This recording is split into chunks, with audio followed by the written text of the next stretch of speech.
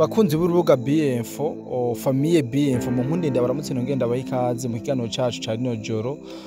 ryo kwitariki 13 kwezi kwa kane umwaka 2025. Abantu benshi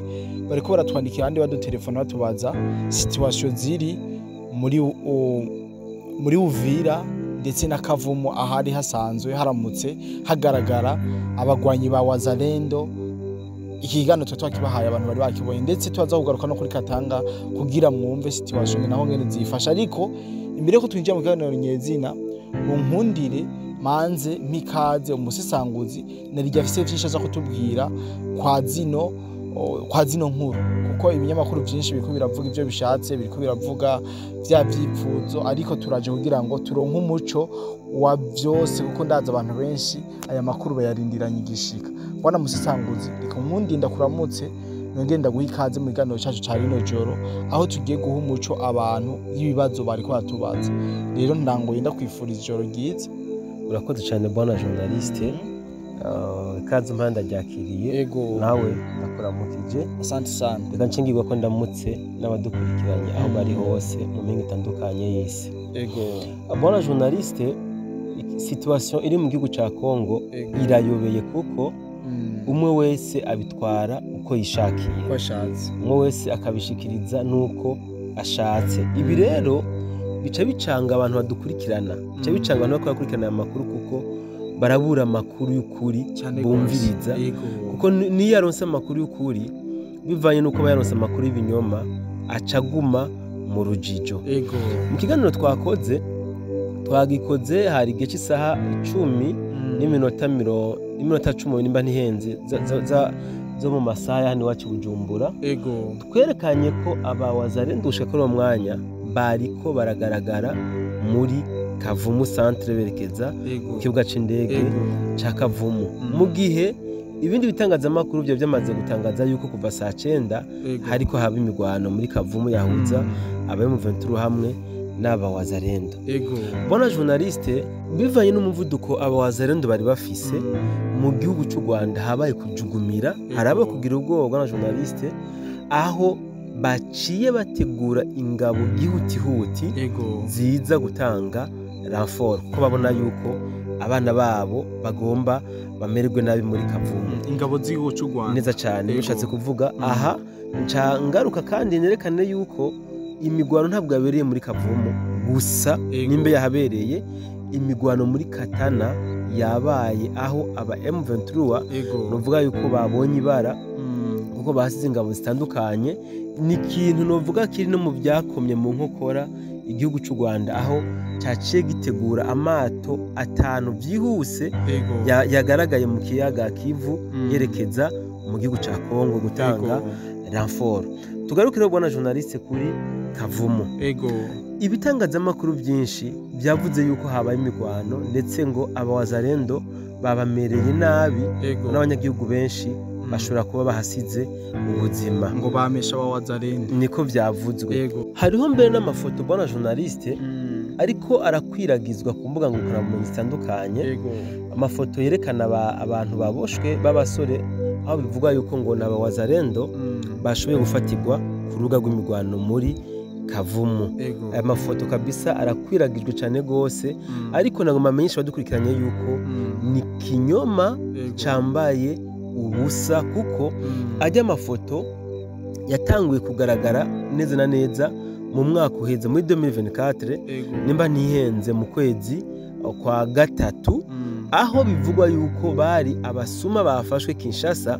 bibira ku mbuga ngurukana bumenyi. Rero urumva yuko iki kinyoma cyuko haza kuba imigwano muri Kavumu cari categuwe kuva kare, kukaba nkako batanguye kukivuga nimba byanabaye kuko bitaranaba. Kuri kino kintu bwana journaliste cyo kwemeza yuko hari imigwano yahuje aba Wazalendo n'aba M23 muri Kavumu, byo gushika ubu amasoko yanje ntabwo ari ama confirmation yuko hari imigwano yahuje aba Wazalendo n'aba M23 muri Kavumu. Usibye gusa ko ibirere bitanyoroheye, nagize ikibazo cy'ama connection, ariko ku butumwa nza mfise nuko atamigwano yigeze ihaba yahuje aba Wazalendo hamwe n'aba FARDC ariko amakuru yo kwizera mfise kandi ifite n'ivyemezo nuko M23 yaciye ikora iyo bwaba iraranforsa ingabo kuko bagize ubwoba yuko n'abahari bashobora kubamerera nabi bakabamira bunguri kuko ravye umuvuduko aba Wazalendo bari baje bafise ntabwo wari umuvuduko woroshe kuko n'igihugu cy'u Rwanda cajugumiye aho caciye kirungika amato atanu nkuko nabivuze yagaragaye mu kiyaga ca Kivu ari azanye ingabo wana musesanguzi naguciriyemo watubiye ko hari renfort za ubwato butanu bwari buvuye mu gihugu cy'u Rwanda ngo babwashikiye neza na neza kugira ngo buze bikunde ba renforce iyi M23 bona journaliste nabivuze ko buno bwato bwagaragaye buri mu kiyaga Kivu kandi bwari bufise n'umuvuduko ndaza kuguha video abaza kukagusaba uraza kukabarungikira ahubwo hejuru y'izi ngabo zaciye mu mazi hariho n'izindi batayo zibiri aho byavuga yuko ngo bo barabasirikare bari hagati y'igihumbi n'amajana 500 hamwe n'igihumbi n'amajana 7 baba baciye umupaka wa Rusizi kuvuga ku mupaka wa Kamanyora kugira ngo barabe yuko bashobora kwerekeza muri Bukavu kuko bafise ubwoba yuko aba Wazalendo umwana n'umwanya isigaye ca Bukavu naco bashobora kugishwaramwo ibi rero bwana journaliste novuga ko ari nabyo byaciye bitera panike mu gisagara ca Uvira ari nayo mpamvu abantu benshi batanguye kubaza amakuru yo mu gisagara ca Uvira kuko babonye ko hariho ihinduka ryahabaye ihinduka rero ryabaye mu gisagara ca Uvira bwana journaliste naryo sirindi nuko aba Wazalendo muri Uvira baciye basohora itegeko aho batanze ordre yuko atamwene gihugu numwe mu gisagara ca Uvira yemerewe kurekura imodoka yiwe ngo ije mwibarabara nuko bari bamaze kuronka amakuru yuko aba baciye muri Kamanyora ndavuga ba M23 n'aba RDF ko bagomba gukoresha strategy yo gukoresha imodoka zabene gihugu bo muri Uvira bitwe yuko bari mu matransport asanzwe rero aba Wazalendo butuvugana bariko barareka nkoresha imvugo gusaka bariko barasaka bariko baraperereza hasi hejuru mu mihana isanzwe iri muri Uvira kugira ngo barabe ko nimba aho bari imodoka basanzwe bazi ziba mu gisagara ca Uvira zitariko ziragaragara iki rero kandi bona journaliste bagikoze kubera ko bumvise ko hariho n'imodoka za Eglise imwe ntashimye kuvuga isanzwe ikorera muri Kavumu yafashwe iriko iritizwa n'aba ba M23 mu kudeplasa abasirikare bayo kugira ngo bashobore guhenda cyangwa se guca mu ryahumya aba Wazalendo bitwe yuko ari abayoboke b'iryo shengero isanzwe iriko irunguruza iyi modoka bwana journaliste reka rero twunge dusubire gato muri Katana mbere ko turangiza muri Katana imigwano yazindutse iraba kandi ku rugero rwo hejuru novuga runatiye n'ubwoba kuko aba Wazalendo urazi intego bafise ni yuko bagomba kwaka ibirindiro byose mu M23 afise muri kijya gihugu cabo rero bazindutse bubira aba ba M23 bari muri Katana barabarasa bikomeye kabisa bakoresheje n'ibikoho biremereye usanzwe bizinawe yuko ubu aba Wazalendo bakira atari bo bubo kuko n'aba M23 bwabo barabatangara babaravye uburyo biyekifye baravye discipline basigaye bafise n'ubuhinga bwa gisirikare ntibemera yuko ari baba Wazalendo bakera rero bazindutse babubira barabarasa kabisa ku buryo muri Katana bagize ikibazo aba M23 nabivuze neza nkuko byaciye bijugumiza igihugu cy'u Rwanda gica gikora iyo bwaba kirungika renfort byihuse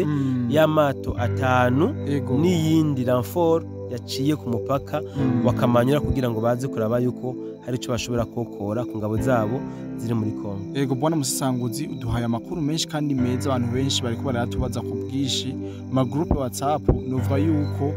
nta kindi barindiriye atarano makuru ariko rero reka ndagushimire cyane kuri ano makuru duhaye nizera yuko uguma ku minongo y'urugamba kugira ngo uduhaye andi makuru meza kandi yizewe urakoze cyane bwana journaliste. Nibaza yuko aho bukera tuzoba turi ku mwanya kankoresha imvugo tuzadufise amakuru atomoye neza yo muri Kavumu kuko niyo agitera urujijo ku bantu benshi. Nanje amasoko yanje nibaza ko ikirere kizoba cankundiye nshoboye kuzoganira nabo hama tuze tubaha inkuru iramvuye itomoye no kuvuga itomoye neza kuko izoba yatohojwe itagira n'akanenge. Ego bwana Musesanguzi kandonkereho naho cyo kugira ngo shimire abadukurikiranye muri iki kiganiro ndetse n'ibiganiro byose twakoze kuva mu gatondero kuno munsi. Nizere yuko babandanya bamererwa neza, babandanya Uwiteka bakorera ibitangaza. Nongenda babwire ndabifuje ijoro ryiza yuko twozohurira mu biganiro vyejo. Uwiteka niyongera ko dutiza ubuzima. Bye bye.